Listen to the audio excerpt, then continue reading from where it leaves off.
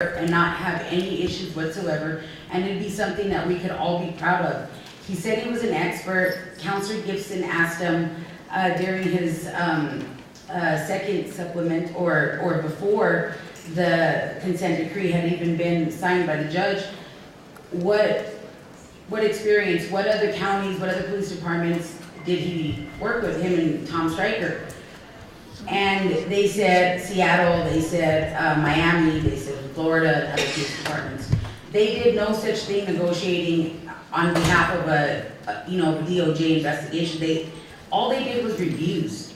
That's all they did. That's all they ever did. And the public told you that you need to just not give him our money. We got about $5 worth from him. We ain't gonna get no more. He wasn't even present for the second supplemental. It's offensive.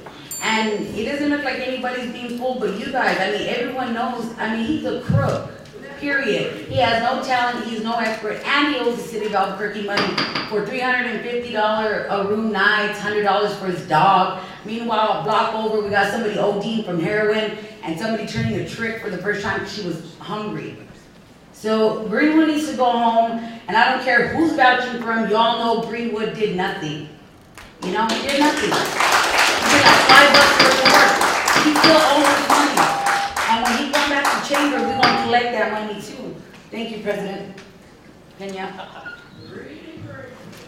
Next person we have signed up to speak is Art Tannenbaum. Please, everyone, be respectful.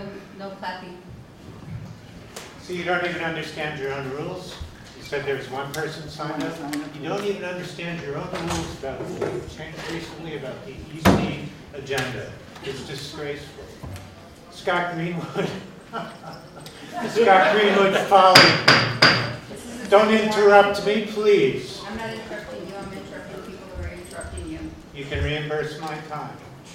Scott Greenwood, according to my understanding, still hasn't reimbursed the $1,500. It was ripped off from the city of Albuquerque political establishment, which dares to call itself the city. You're not the city. The people who live in this town are the city.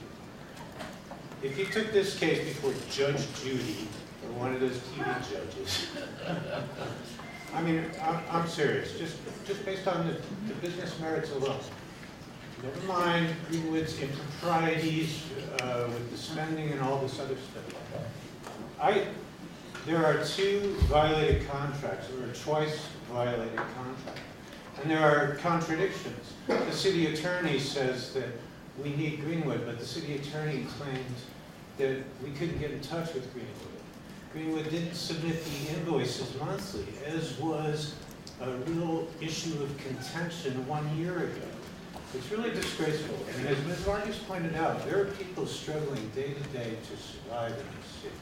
You all need to get out on the streets more, get out of your motor vehicles, and see what's happening on the streets. People's either seriously ill from heat exhaustion, heat stroke. Most people think of the homeless in the winter. Dehydration. It may be a small drop in the bucket, this amount of money, in a big agency like this that rips through $500 million each and every year. But it means a lot to the average member of the public here in the city of Albuquerque. Thank you so much for your time and consideration.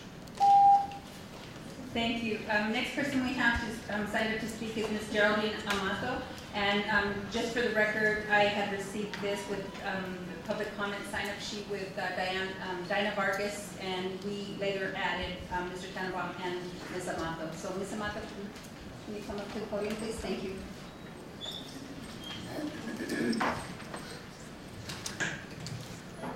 Before you run my time, I'm not really clear about what your new rule is. I know the old rule was that if a city councilor at the meeting took an item off the consent agenda, a member of the public would sign up. So now you're telling me, I think, that you can declare your interest in talking on a particular item on the consent agenda and request from the councilor to pull it off the agenda. Is my understanding correct on that? They don't. The new rules, I'll let Mr. Zaman explain the new rules. Pardon? I'll let Mr. Zaman explain the new rules. I still don't understand what you're saying, but anyway. What I would like to add to the discussion is that since we are not under lawful principles, we are on a private commercial jurisdiction, the United States Uniform Commercial Code is operational in this nation. The Republic no longer exists. We are on a reservation, a federal reservation. Police powers have been subverted to federal powers, local police powers. So the Department of Bogus Justice, I call it, because under the principles of the Republic, the Department of Justice would not exist. We had, in history, which is not taught in our schools or universities, the federal Constitution was passed during the Constitutional Conventions 11 years after the Declaration of Independence was ratified, and 13 years after the first federal Congress, they passed the first Judiciary Act, which set up such departments as so-called justice, police powers, federal police powers, and the federal judiciary, all of which have subverted and buried local police powers and the local judiciary, which was supposed to be the people's juries. None of these exist today. The federal government is essentially a colonial power, and the good people of this nation do not control it. We have a fake presidential campaign going on right now. It's all orchestrated for our entertainment. Whoever is chosen has already been chosen to be put in the federal White House. We need to resist the criminal activities of the federal government and their plans, which are obvious. They want to take over all local police powers totally. They already have infiltrated through grants and loans and policies. And we will all be essentially slaves on this planet, on this reservation. We're now mercenary slaves, all of us. Thank you, Ms. Amato. Appreciate your public comment. Councilor Benton, before I call you Councilor Benton, I just want to say that actually for consent agenda, the way the rules have changed is that before a consent agenda, any councilor could pull any item and have a discussion or a vote on it. And now the new rules allow for public comment during this time, which it didn't before. So it actually gives the public an additional opportunity to voice their opinion, concerns with an issue. Councilor Benton. Could we just get a clarification on that? A councilor still must pull it from consent for there to be public comment on it.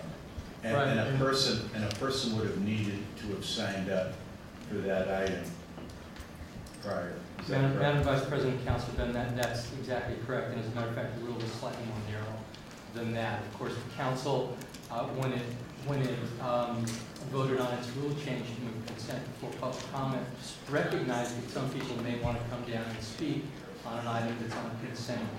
And so if during the silent period, which is generally before the meeting up to 5:30, if someone indicates to staff that they do want to speak to an item that's on the consent agenda, staff, under the rules, notifies the presiding officer, president or the vice president in this case, and then it is the presiding officer's discretion whether or not to remove that item from consent to allow public comment. And so the rule technically, and very specifically read, gives that responsibility to the presiding officer. But just to clarify, thank you, Madam Vice President, just to clarify, a councilor could still obviously also pull something from consent, but if a person has not signed up on that specifically, then only the chair could decide to allow that public. Madam Vice President, Councilor Benton, that's it. Okay, that's good. I just wanted to clarify for everybody what we're talking about here. But I will move a withdrawal of EC 16-146 as requested by the administration. There's a motion and a second to withdraw EC 146. All those in favor say yes. Yes. Opposed? No. Motion passes. Next, I move approval of the consent agenda. Second. All those in favor signify by saying yes. Yes. Opposed? No. Motion passes.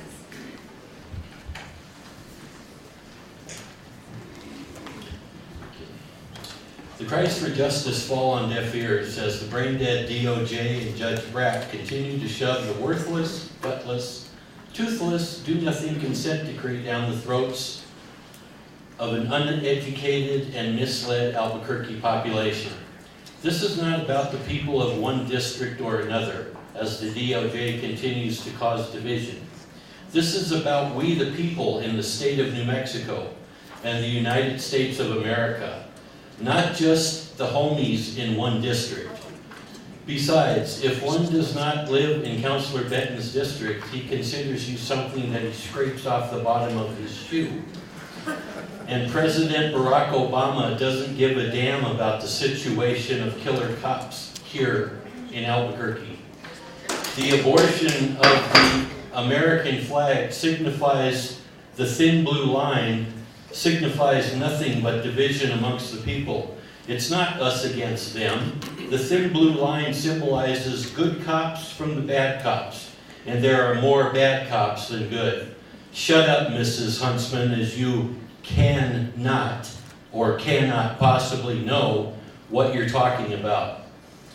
The decision about the art project just goes to show how corrupted our judicial system really is, and what corrupt individuals such as Administrator Gonzalez and Administrator Brack really are. How much money did the city stuff into the pockets of the judges? Is that what paid for the picnic in Judge Brack's chambers?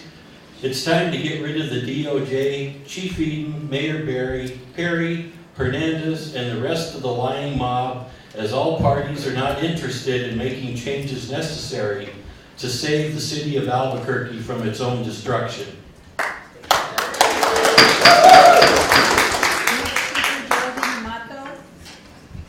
Followed by Lynn Anderson, and then Manuel Quintana. Kowalski.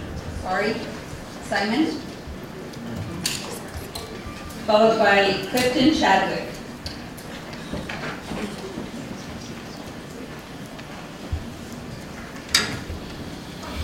Thank you, councilors. I've been coming to council for approximately 4 years since the contract has been awarded to the operation of Channel 27 and all has been awarded to the public.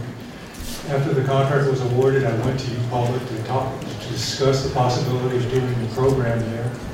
There I met with two representatives of New Public.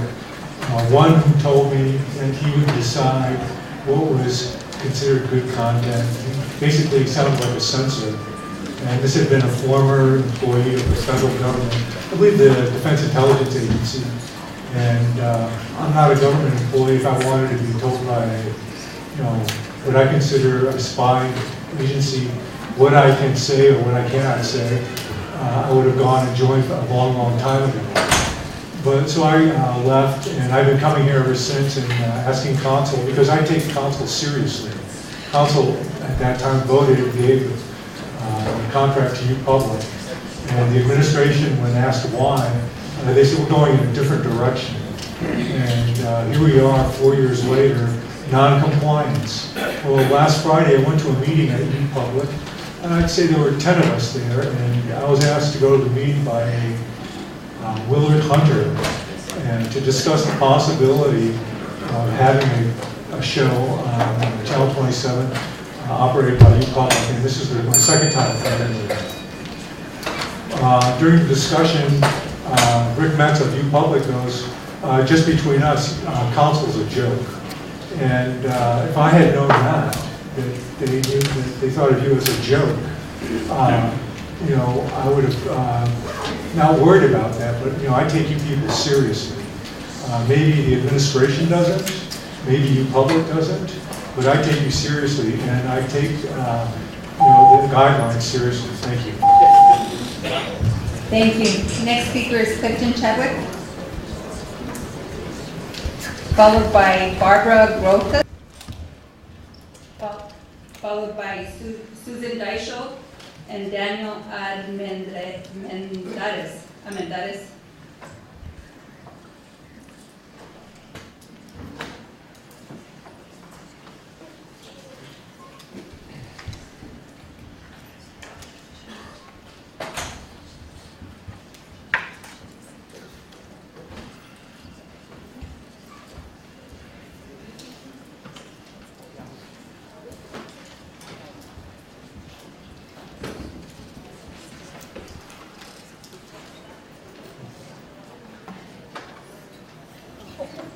Pena, that was not an interruption. It was part of the 2 minutes, but I want to tell you that I admire and respect you.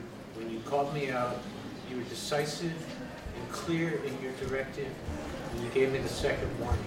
That's what I want to see from my lawmakers. It may be convenient for someone, oh, by the way, I respect the hardworking people in Albuquerque. I don't want to hear any more, as I did back in June most recently, that city councilors have other jobs. Like this is a part-time job. It may be convenient for Mr. Harris to label people hecklers because they laughed when the lady said your office was informed. And it may be convenient for someone like Mr. Harris to blame his policy. It may be convenient for you lawmakers to blame your police department. It may be convenient to have a lot of community policing councils and diffuse responsibility that way. As far as I'm not a heckler. Actually, my purpose is to encourage you to step up and do your duty. As far as I'm concerned, there are 10 people. The 9 elected representatives on the legislative branch of government and the mayor. It may be convenient for the mayor to use his various mouthpieces, spokespersons down here. By the way, there was no economic development discussion again. And Ms. Pena, if you say you're sure things are going to improve, well, we're looking at something around a 25% gap between projected gross receipts tax revenues and what was collected. That's not a very good sign. So I know you don't like negativity, Ms. Pena. I apologize for my outbursts, but it is truly a travesty. And I want the city council to take charge. Thanks for being here. Thank you, Mr. Tannenbaum. I appreciate your comments, and we can always remain hopeful. Susan Dyschel, Daniel, I didn't hear what you said at the end of that. I can always... Excuse me, we're on to the next speaker. What did you say? Thank you. I can always what? We can always be Remain hopeful. hopeful is what she said. Thank you.